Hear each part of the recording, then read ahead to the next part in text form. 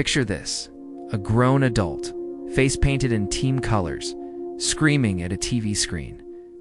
They're devastated when their team loses, ecstatic when they win. They say we won, even though they weren't playing. They plan their entire week around game schedules. They spend thousands on tickets, jerseys, memorabilia. And if you ask them why they care so much about a game, they can't really explain it. They just do. This is sports obsession. Millions of people experience it. But why? What's the psychology behind this level of passion for something that logically has no real impact on their daily lives? Today I'm breaking down the deep psychology behind sports obsession. What I'm about to reveal explains way more than just sports. It explains human nature itself. Let's dive in. Welcome to Mindpiece. Let's be clear from the start. This video isn't about judging sports fans. Sports bring joy, community, and passion to millions of people. That's beautiful. But there is fascinating psychology behind why people get so deeply attached to sports. Understanding that psychology can help us understand human behavior in general. Here's what most people don't realize.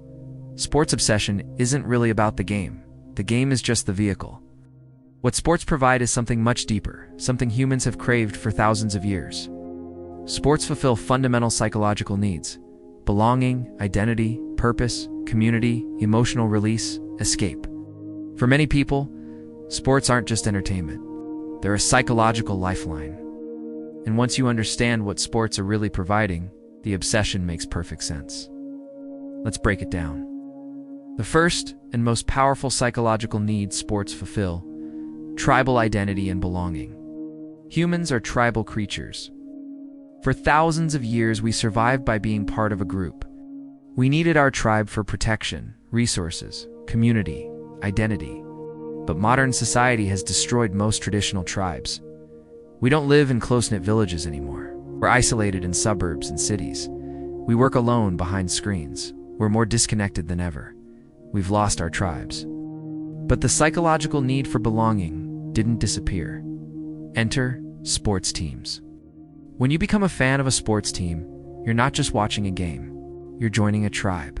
Instantly, you have shared identity. You're a Lakers fan, a Patriots fan, a Yankees fan. Belonging: millions of people are in your tribe. Common enemy: the opposing team. Every tribe needs an enemy. Rituals, game days, traditions, chants, colors, purpose: supporting your team, defending your tribe. This is ancient tribal psychology in modern form, wearing your team's jersey. That's tribal identification, showing which tribe you belong to. Hating the rival team. That's us versus them mentality. Core to human tribalism. Feeling connected to strangers who wear the same jersey. That's instant belonging, something humans desperately need. Sports teams give people what modern society took away: a tribe to belong to. And belonging to a tribe isn't just nice, it's a fundamental human need. Studies show people with strong community connections are happier, healthier, and live longer. Sports provide instant community. It's incredibly powerful psychologically. The second psychological need sports fulfill: escape from real-life problems. Think about what happens when someone watches a game. For those 2 to 3 hours, work stress, forgotten, relationship problems, financial worries, not thinking about them, existential anxiety, replaced with game focus. When you're fully invested in a game, your brain isn't ruminating about your problems. You're in the moment, present, focused, stressed about the game, not about your life. This is a form of escapism, and for many people, it's their primary coping mechanism. Why sports work so well for escape? 1. They're unpredictable. You don't know what will happen. That uncertainty keeps you hooked, keeps your mind engaged. 2. They trigger real emotions. And your body releases adrenaline, cortisol, dopamine, the same chemicals released during real-life stressful or exciting events. It feels real, even though it's not your life. 3. They require no personal responsibility. You're not playing. You can't control the outcome. You can experience intense emotion without personal consequence. It's emotion without risk. 4. They have clear winners and losers. Unlike real life, where things are complex and ambiguous, sports have clear outcomes. That clarity is psychologically satisfying.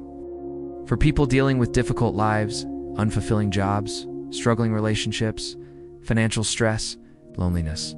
Sports offer a mental vacation, few hours where they can feel something other than their daily pain. Now, is this healthy? It depends. Sports are one form of relaxation among many balanced activities? Yes. If sports are the only escape, and someone uses them to avoid dealing with real problems, that's when it becomes unhealthy avoidance. But the psychological appeal makes sense. Escape feels good, and sports provide it reliably.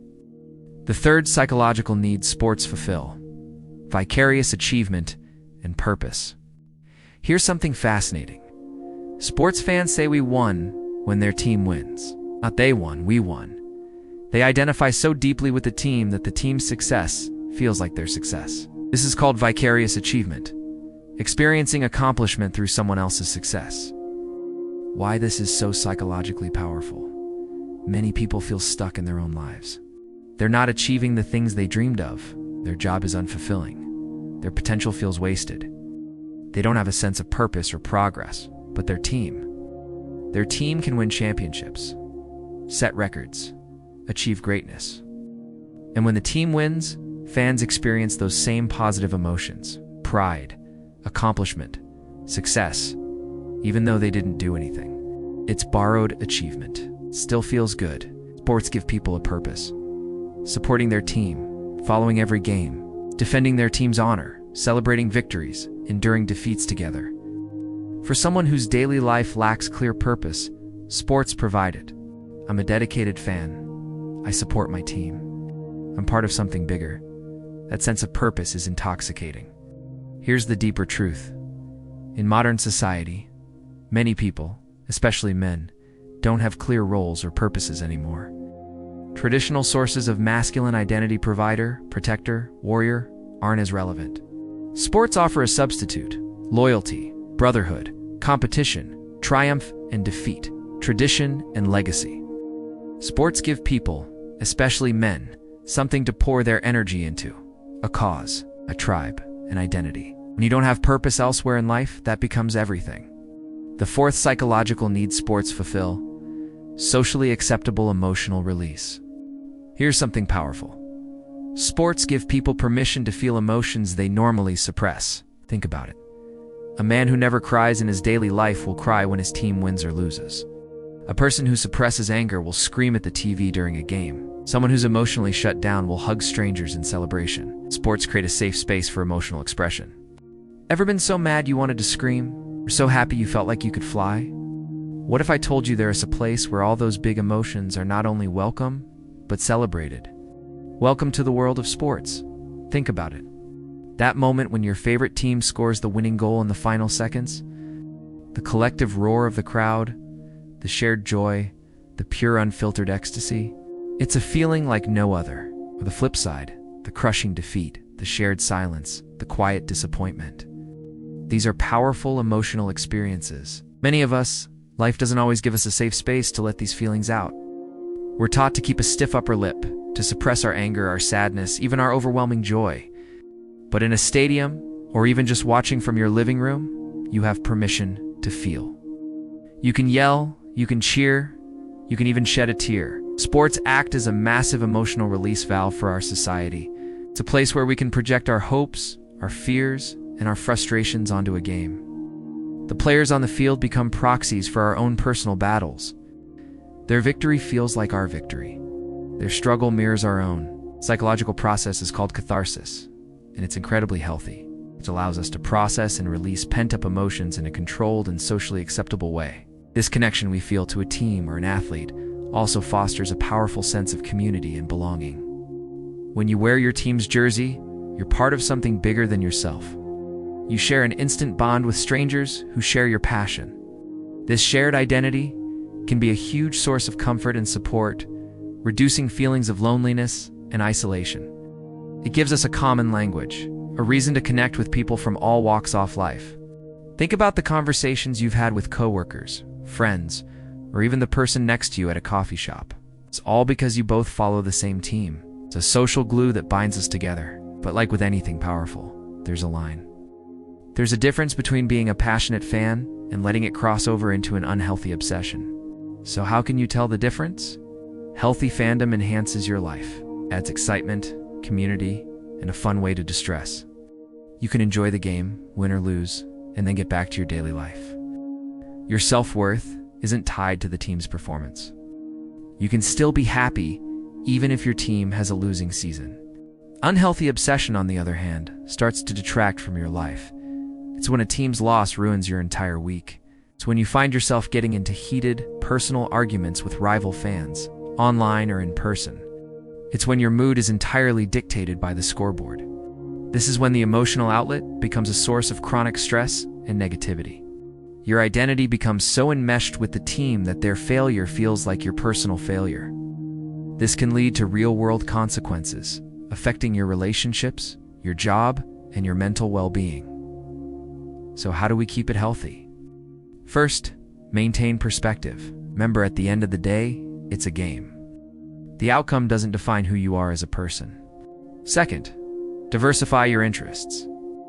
If sports are your only source of joy and emotional release, it puts too much pressure on them. Cultivate other hobbies and social circles. Third, focus on the positive aspects of fandom. The community, the incredible athletic skill on display, the sheer fun of the game itself, rather than just the win-loss record.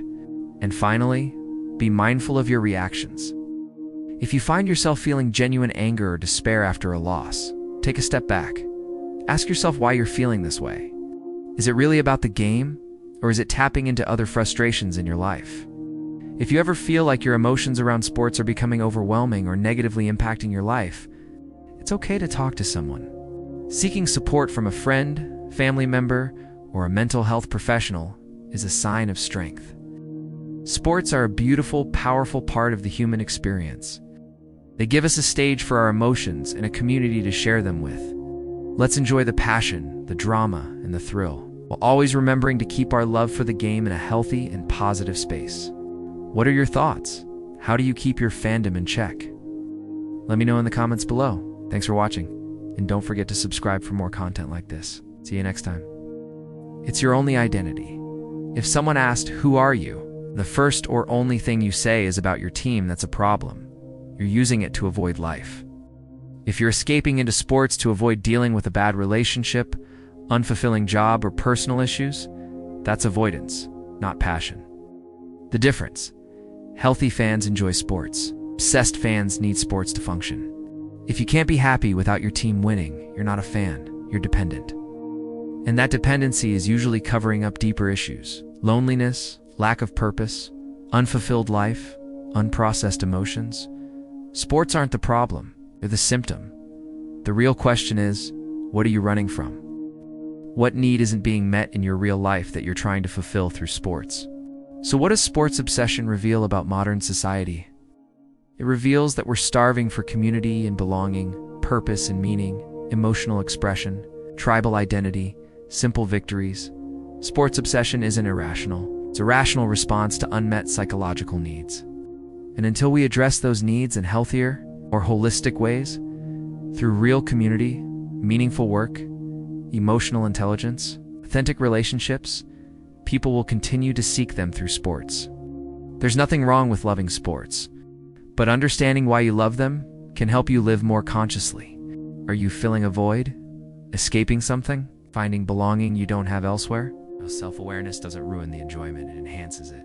Because when you know what you're really seeking, you can make sure sports are enhancing your life, not replacing it. Whether you're a diehard sports fan or someone who doesn't understand the obsession, hopefully this gave you insight into the psychology behind it.